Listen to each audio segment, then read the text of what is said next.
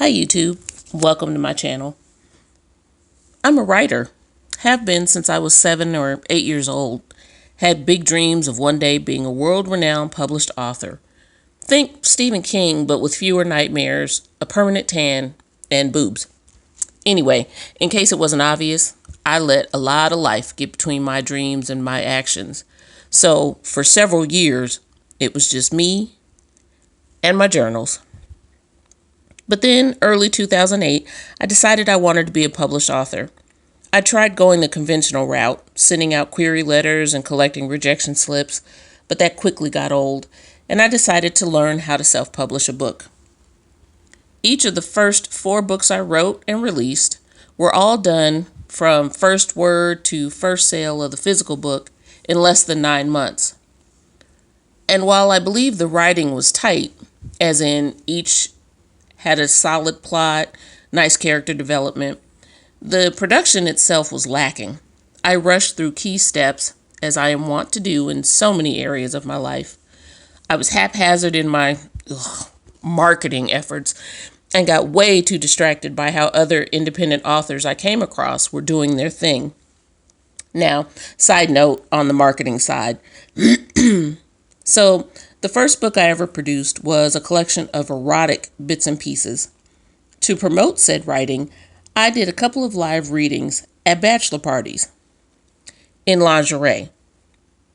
Yes, ladies and gentlemen, I sat in fancy underwear reading erotica from my book to a group of men while the strippers took breaks between performances.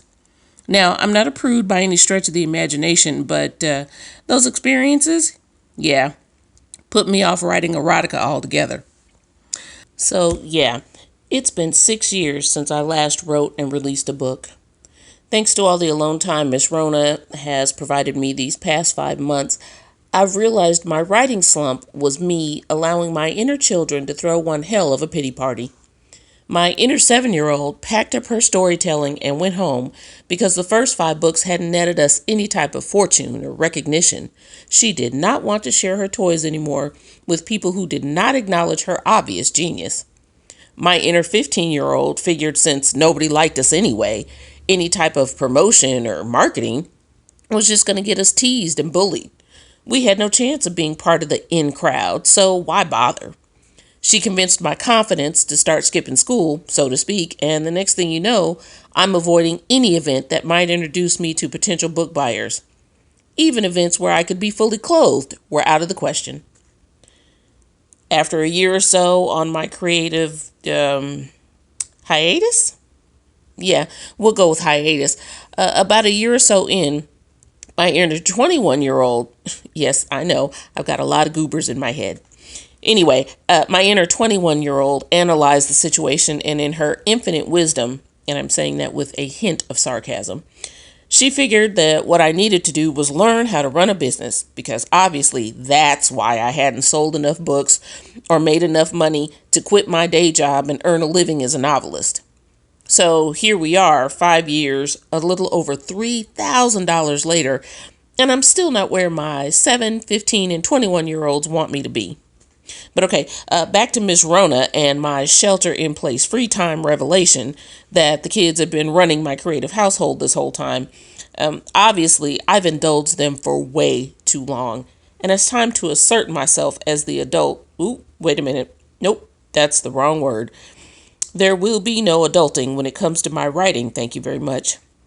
Adulting is hard. Writing is not, at least for me. So let's say, as the oldest and wisest of the personalities that share this body, I'm putting my foot down.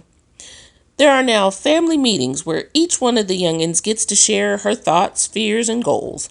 That way, everyone gets their chance to be heard, and hopefully will be less likely to throw any type of temper tantrums in the future. Next up, there's now a chore list on the refrigerator, aka I actually have tasks and plans in my planners. So everyone at this point has a job to do that contributes to the running of this creative house. Now, I also have to take into consideration that I need to, in turn, take care of myself or my inner children, however you want to put it. I need to take care of all of us emotionally. After all, you know how they say all work and no play, yada, yada, yada. So, yeah, the 7-year-old will now have regularly scheduled play dates again.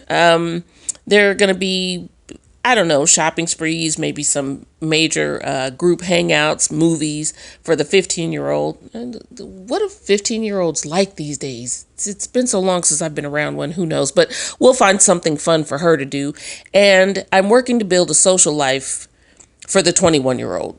Well, social life, haha. Socially distanced life?